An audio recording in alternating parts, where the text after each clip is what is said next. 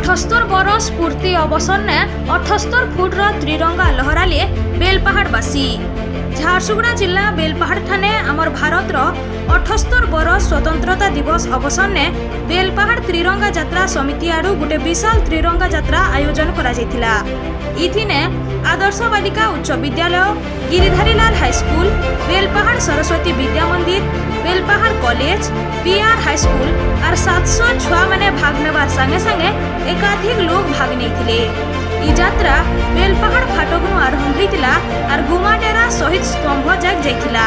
श्री बबन सिंह और प्रचंड जयसवाल संचालन करिथिबार बेलके अतिथि भावे रघुनंदन पंडा उपस्थित रहिथिले और काम के सफल करथिले।